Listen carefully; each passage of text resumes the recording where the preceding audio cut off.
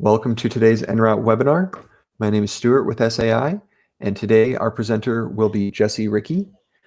Some of you may be familiar with Jesse. He is the Director of EnRoute Development here at SAI, and so he works hard to make sure EnRoute's working as smoothly as possible for you, adding all the new features and requests that we get. And today he's going to be talking about how to create 3D slices in EnRoute. So he'll have that presentation for about 20 to 30 minutes, and then we will open it up for questions and answers. So if you go ahead, if you have any questions during the presentation, just type them into the chat window there, either about 3D slices or if you just have any other questions you've been wondering about EnRoute. We'll try and answer as many of those as possible. And we will be recording today's webinar as usual. So we will post it up to our YouTube channel where you can review it or share it with others. And we'll send everyone out an email with a link to that recording. And with that, we'll hand it over to Jesse. All right, thank you, Stuart. Like Stuart mentioned, I'm the product manager of EnRoute. So I'm going to go ahead and I'm going to show you how to do 3D slicing in EnRoute, along with some other cool things that we can do with slicing as well. And then along the way, I'm going to go ahead and throw in some tips and tricks, kind of best practices and housekeeping type items as well, just to try and move things along and keep the flow as far as your production and all that goes as well. Okay. So what we're going to do is we're going to go ahead and we are going to start with the 3D portion, so an actual 3D relief. And for instance, if my 3D object is thicker than the material that I have on hand, EnRoute can go ahead and slice that off and make it easier for us. Once again, show you different tips and tricks on how to use that to the best of your capabilities with EnRoute and increase your production with it as well. So what I'm going to do is in EnRoute, there are 3 different file formats that you can bring in 3D objects. STL is the most popular, but OBJ and 3ds work as well. So for this one, I have a tiger head, and I'm going to go ahead and I'm going to import this in as an STL. We do have 2 different options. This one is option 1, which is import as an STL. The second one is STL2 relief, which this one I always kind of give the heads up that if it is designed in metric and you're an imperial like I am on screen, it will kind of lock in that ratio. So if it's really oversized, it's a good practice to import it in as STL if you're unsure. However, if I know that it's, let's say, a 3" by 3", then an STL to relief is not a big deal. It will take a few steps out. But like I said, the first couple times, I prefer to do the STL rather than the STL to relief. And I'll show you what the difference is. Okay, so first things first, we have our STL on screen. And generally what I'm going to do is I'm going to press F2, bring up my precision input center, and I'm going to scale this generally to what I want. So with this material inside here, I am working with 1.5" material. We're going to use 1.5" foam for this. However, I want a 3" piece of material as far as what this tiger is going to look like. So what I'm going to do is I'm going to scale this down to 3 inches as far as my depth goes, and I'm going to let my width and height lock in proportionally.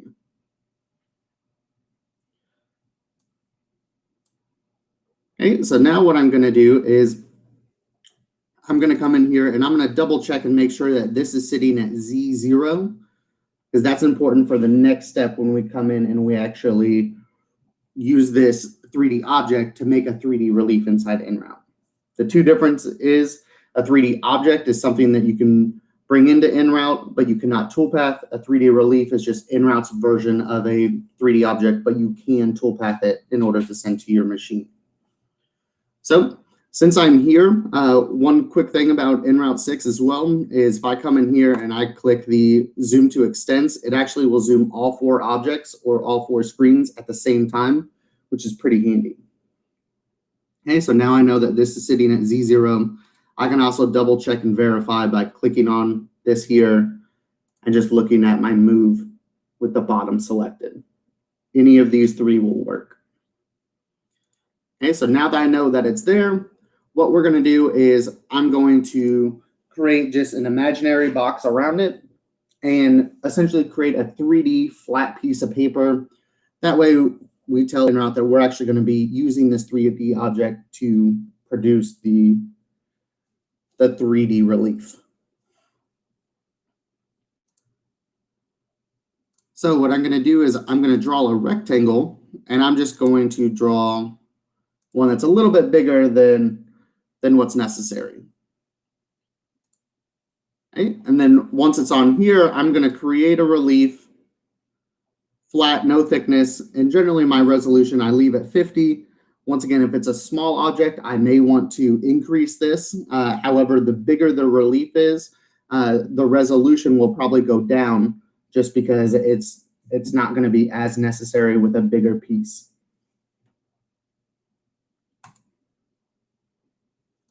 Okay, so essentially it looks like a backdrop now.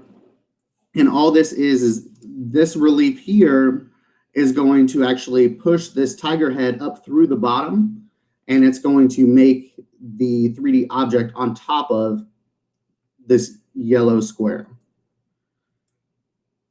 So if I highlight both of them, you'll see that up here, the Apply Mesh button comes active. You can also go Surface Apply Mesh if you choose to. For this one here, I'm going to go ahead and apply them as facet because I know this STL is actually very smooth. However, if I get a very rigid one, you could also come in here and you can smooth it out as well. And you do have a smoothing level that you can kind of go up and down. You do want to be careful with this a little bit, especially if there is a lot of detail in it. You want to go ahead and you want to just take a look at that because it will try and mute out those. So I'm going to go ahead and I'm going to do the apply faceted, and I'm going to say apply. And essentially what you're going to do is you're going to see that it's going to look as if it's trying to render both of them at the same time.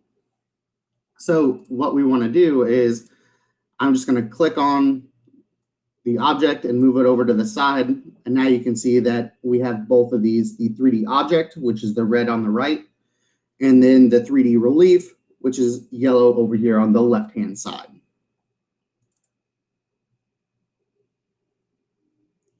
Okay. So now what I want to do is I want to slice off that piece of paper because when I'm machining, I don't want to have to machine all this flat area over here.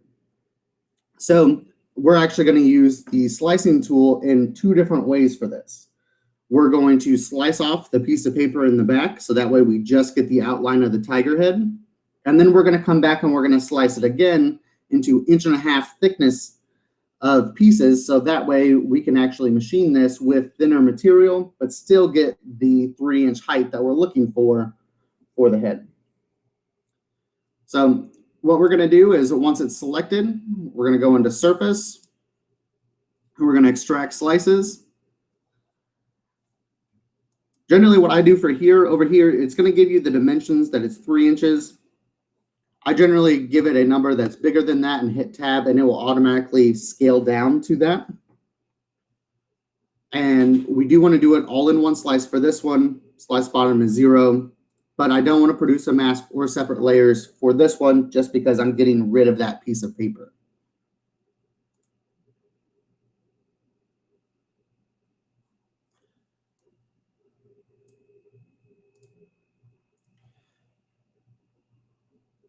Okay. So this is what we started with. This is how we added it to the relief itself. And then this is slicing off the back piece of paper. So if we were following in steps, it would look like this. Let's go ahead and let's go in the top view so we can render just one view at a time. Okay, so here's kind of the progress that we've done so far. Now what I want to do is I want to create 2 different slices of this, so that way I can go ahead and I can produce an object that I can actually cut with thinner material. So for that, we're going to go ahead and we're going to select the object, and we're going to go into Surface, and extract slices. Okay, once again, inside here, I'm going to do 1.5. Okay, and slice count, once again, kind of like we did with the slice thickness earlier. If I go ahead and give it a large number that I know is not going to work, it's going to automatically slice to as many as it can. Okay, slice bottom, I do want to slice it at 0. And then for this one, I do want to produce a mask. And this is going to allow me to actually toolpath just the areas that have the 3D part. So for instance, the bottom slice is going to have some 3D, but a lot of flat area because it's thicker than the piece that we actually need. So what this masked area does is it says, okay, once I see the flat area, I'm going to move in 1/4 inch, and then I'm going to mark that outline. And then on the opposite side of the 3D, it will do that as well.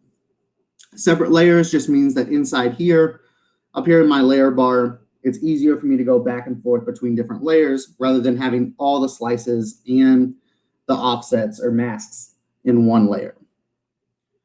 So I'm going to go ahead and I'm going to click OK or apply. And now what I see is this here.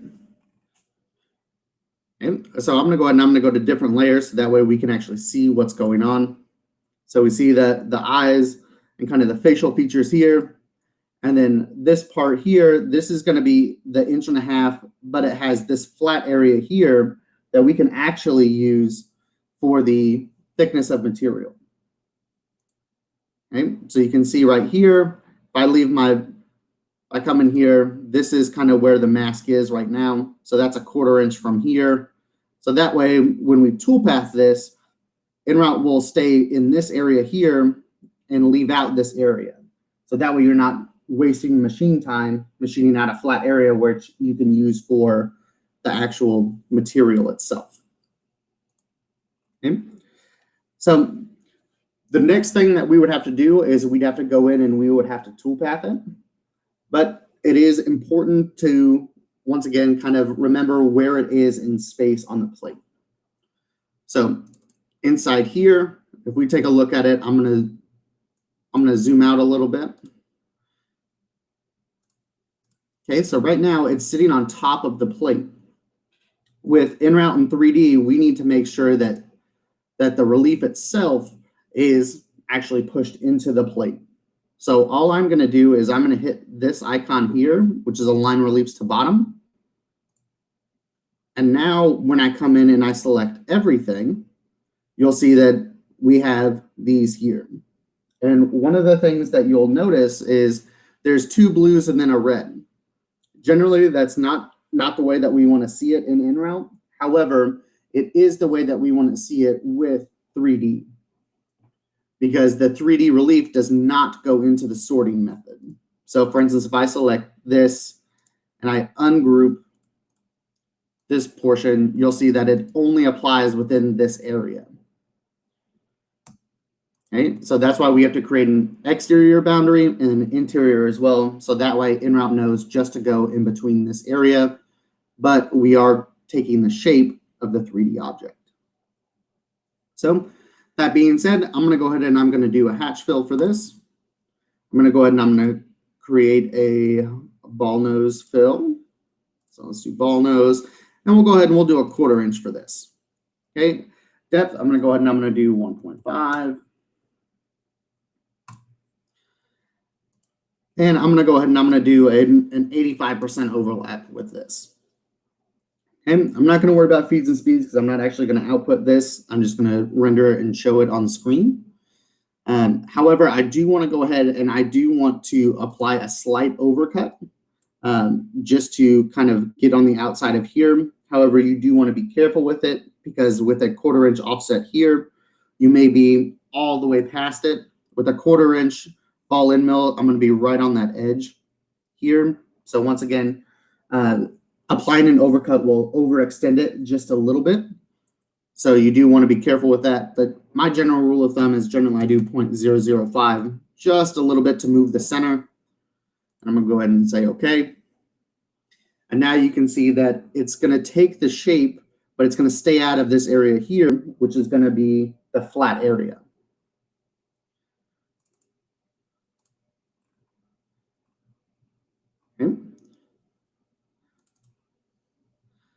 Now if we go to our slice number 2, same thing. I do have to make sure that this is all the way down in the plate. And then with this one, I actually don't need this boundary because it's not serving any purpose.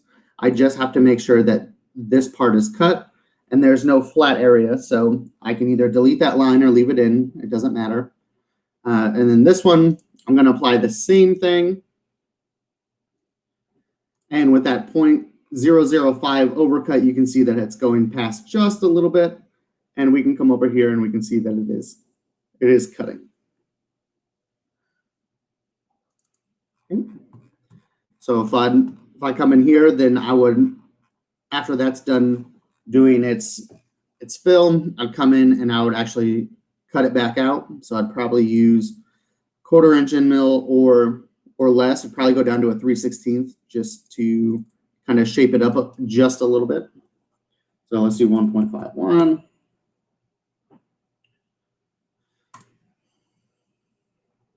Okay, so you do want to be careful a little bit. So you can see inside here, it's going to come in and it's going to cut here. So you will get this nice clean shape. But for instance, if you use a smaller end mill to cut out, you just want to press F9, which is what I'm doing here. It's going to render the width of the toolpath. And I just want to make sure that all this is cut and there's not an area that's just going to be a flat white area. If so, I can increase that overcut, or I can go to a slightly bigger tool or a smaller tool, depending on what area I see. Okay. So this is kind of how we progress through the slicing model.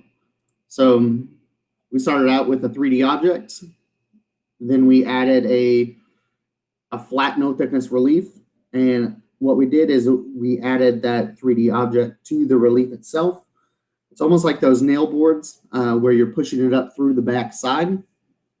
And then we brought it over here, sliced it off, and then put it into slices that we could work with our 1.5 inch material.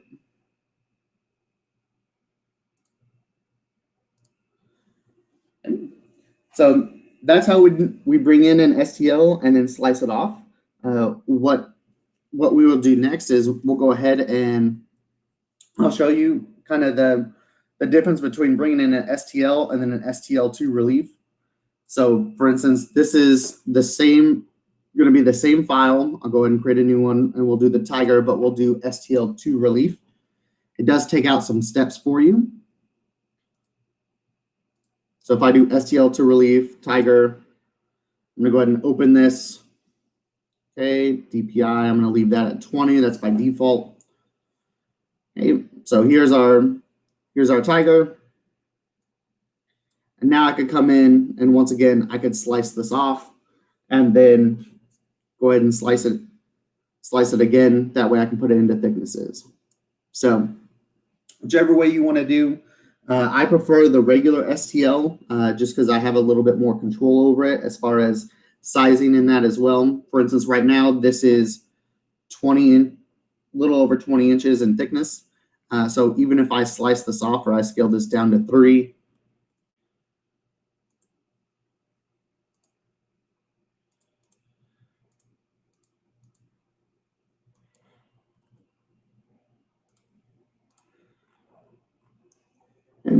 so I could proceed forward with this here. However, it does kind of lock its ratio in from where it was imported originally. So if you have a really big relief or a really big object that you're bringing in that was designed in metric, it will kind of be locked into that ratio. And if you have a high DPI on it, it could start slowing down because it's trying to render that high DPI to begin with.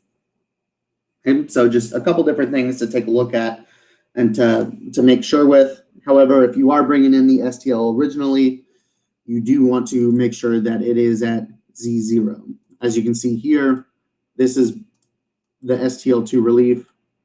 This is how it's brought in. So we have our STL up here, but our geometry is actually down here because it's the 20 inches to begin with. So just be careful with it. Like I said, for this reason here, because you have to kind of align these differently, I prefer the STL original versus the STL2 relief. But we're going to go ahead and we're going to show you a couple other neat little things that EnRoute has built into it for 3D objects. So kind of some different slicing techniques. So for instance, I'm going to go ahead and I'm going to jump over here. So once again, this is an STL that I've brought in. Just a kind of a muted skull. And there's a new feature inside of EnRoute 6 that we didn't have before that's pretty handy.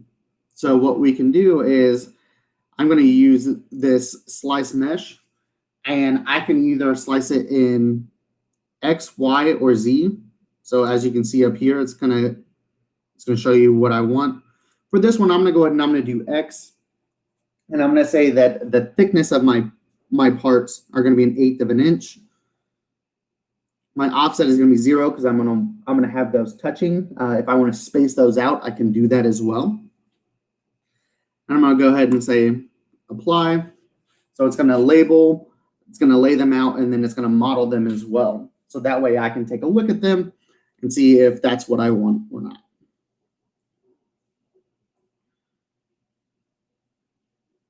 Okay. Once again, I'm gonna highlight this and I'm gonna do the zoom to selected, so that way we can take a look at this pretty easily.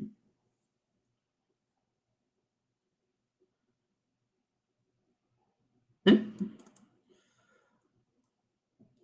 So on the right-hand side is the original model. And on the left is, once it's been pieced together, this is what it's going to look like. So as you can tell, the thinner your material is, the more realistic it's going to look and the less shaping you'll have to do at the end. Or you can leave it like this, which is kind of an art piece as well. There are different things that you can do. For instance, this is just glued up. If you do want to add, let's say, a dowel through the middle, you can do that as well. And I will show you how to do that. So right now it is a manual process, but I can put it in however long or however wide I want it. So what I'm going to do is I'm going to show you how I would add a dowel in this, so that way I can get the proper alignment.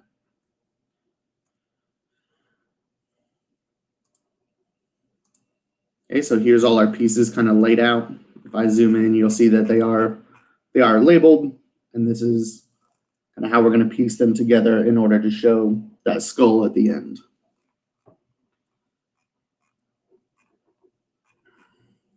Okay, so for this skull, it is roughly about 8 1/8. So what I'm going to do is I'm going to create just a cylinder. Okay, height, let's see, 8.5.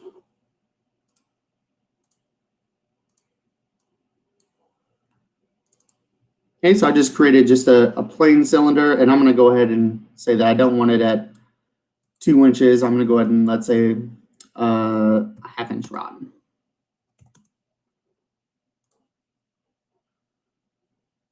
Okay. So now what I'm going to do is I'm going to rotate this.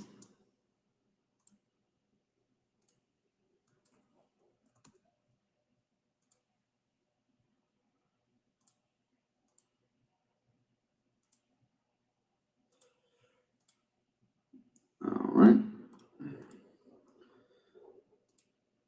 And I'm going to place it inside. Okay, so you can see right here, this is kind of sticking through his head. I'm going to go ahead and I'm just going to move it down to kind of the wider part.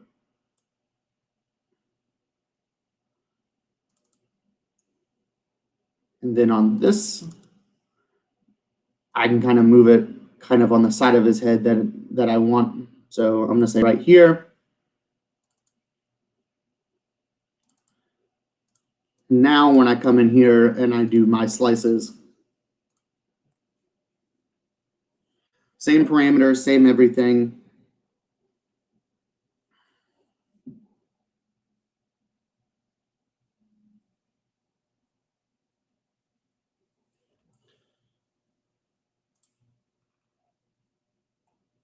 I now have the two different rods. So inside here, you have a rod here.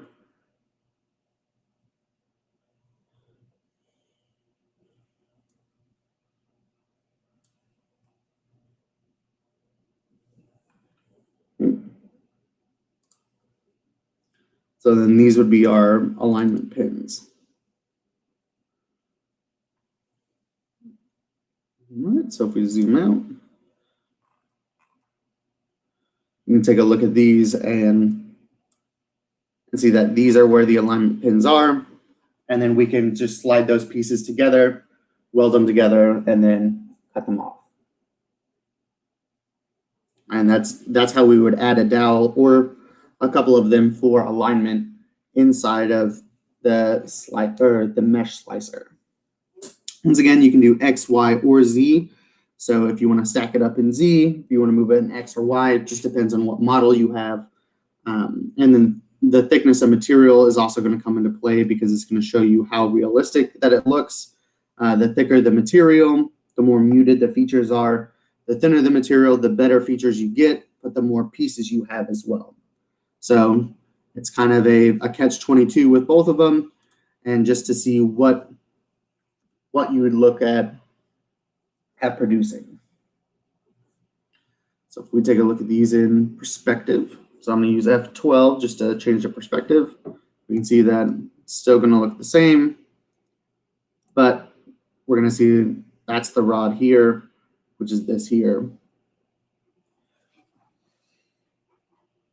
And that's how we would use this, this mesh slicer in order to create this product.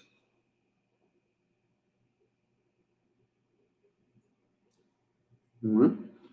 So once again, that's kind of how we use the 3D slicing with the 3D reliefs. And then this is also how we can use the mesh slicer to create different objects this way as well, by either stacking or gluing the items. And that's slicing in EnRoute 6.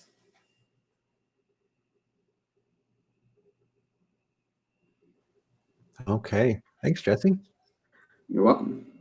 And everyone, I think we'll open it up for some questions. If you had anything about 3D slicing, go ahead and type into the chat window there. Or if you have any questions about other topics in EnRoute, we'll cover as many of these comments as we can. All right, well, Kevin says, can't wait to try it. And Kevin will post the recording, so if you want to follow along, step by step, you'll be able to do so. And then we had a question from Paul. Said, did you have to merge the dowel or simply place it where you wanted it? All you have to do is place it where you want it. And then when you go into the slice, make sure that everything is selected, and it will automatically take that circle out where the dowel is. Okay, and then like I said, the numbering of the slices, is that automatic? Yes, it is. So if I come back in here and I want to slice the skull, if I put in an 1/8 of the material and hit tab, it will automatically calculate how many slices it's going to produce. So it depends on the thickness of your part, and then once you hit tab, EnRoute will automatically create that. Cool. All right, then we've got another question from Christopher. Said, any tips on cutting a relief that failed partway through? I run maps several feet long, and a 1/16 ball nose will often dwell overnight, forcing me to reproject and merge a relief and retool path.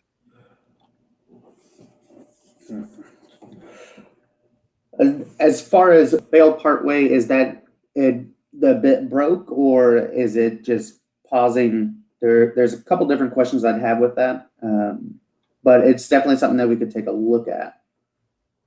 And he says it's pausing. Okay.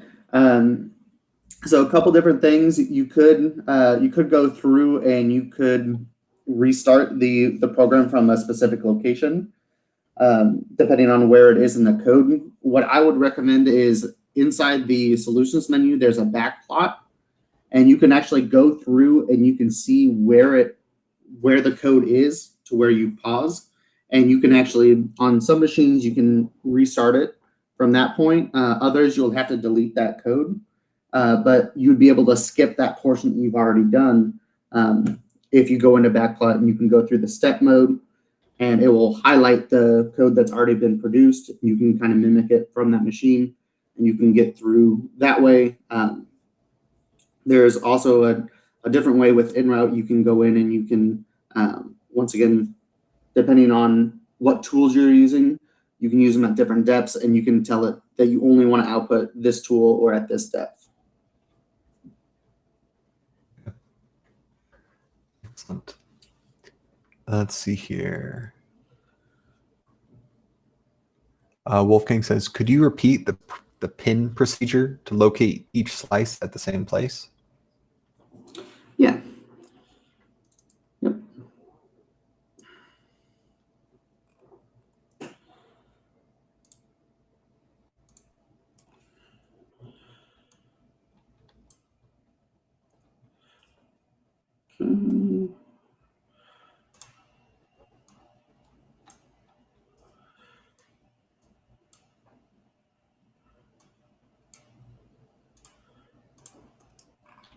Okay.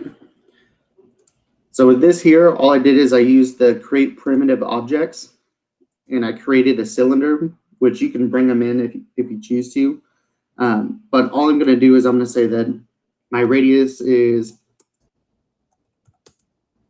1/4 inch, which will make a 1/2 inch for the diameter. And then I can go ahead and say I wanted 8.15, because remember this is 8.14, just a little bit. And then I can say, go ahead and create this. So here's that dowel. And all I did is I rotated it into this position. So by X and then by Z. Mm-hmm. So now it's running with the skull itself. And then all I'm going to do is I'm going to place it in my front view. And then in my right view, I'm going to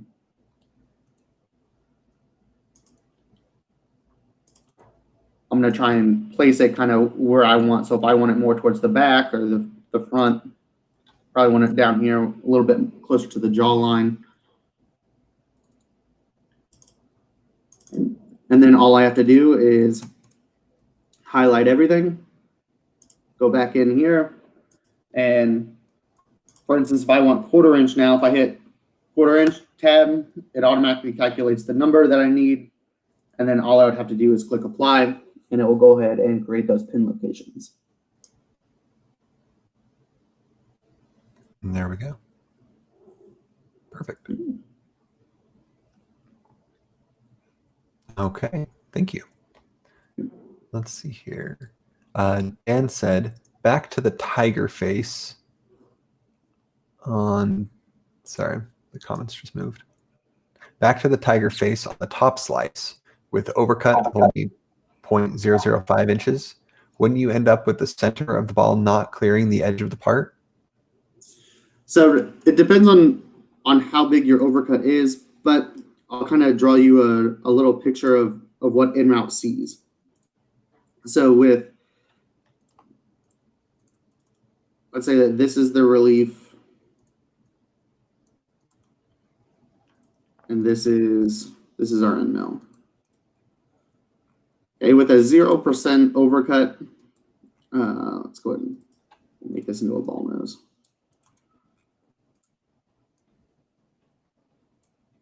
Okay, with a 0% overcut, this is what we're looking at. Because the edge of this tool is going to hit the edge here. So this is actually going to be over just a little bit.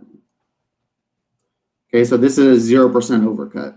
So that the left edge of this tool is hitting this part here. That's 0. Once we click that we want an overcut, EnRoute will automatically move the center of that tool to the edge here. And then we're moving 0.005 this way. So we are going to be pretty close to that. However, you might want to go just a little bit. Like I said, I generally do 0.005 because most of the time it will get there if the edges are relatively smooth. However, if they're very steep, then you are correct. You will need to do more than 0.005. However, the old habit was kind of half of the ball nose tool, and that one's pretty hard because you will tend to come over here, and if there's a big step, for instance, if this part kind of drops off like this, the problem is that tool will come over and it will cut 3D, and then it will go all the way down here, and then you'll generally hear a big squeal on your machine. So you do want to be careful with that, but you are correct. Sometimes it does take a little bit more than that 0.005, but that's a good starting spot for it. Okay. And then another one about the tiger face. Paul said, what were the double perimeter lines on the tiger from? So that was the mask. So that is to limit the tool pathing to only the 3D section. So that way the flat part, so for instance, the first piece of the tiger face, we want to go in and we want to make sure that that we're not wasting machine time.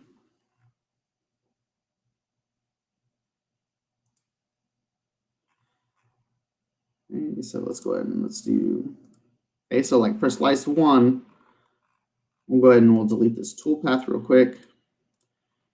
So the perimeter lines here and here, this is going to say that I need to make sure that the toolpath is staying within this area. And then when we select the relief, it says, okay, it's going to stay within that area, but take the Z depth of that relief itself. So now when we go and toolpath it, so for instance, if I just toolpath the relief itself, this is what I would get. And the problem with that is this is dead machine area. So you're not going to get anything here because it's going to be the thickness of your part. So with these lines, what it's going to do is it's actually going to speed up your 3D process because EnRoute is going to stay out of the area that it's going to use for the thickness of your part itself, which is the 1.5 inches. So you can actually cut a bigger piece with less time on the machine because EnRoute is going to stay out of that flat area that you're using as the material.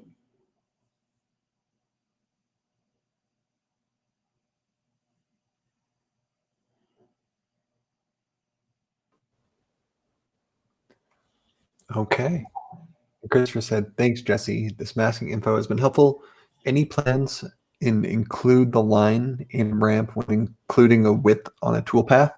Anytime I add a width, it omits the line in. It will plunge into sensitive laminates, causing pucking. My current workaround is to manually add it and offset. Okay. So the line in, is that referring to the plunge into the part? The plunge into sensitive laminates causing. The entry, yes. Okay.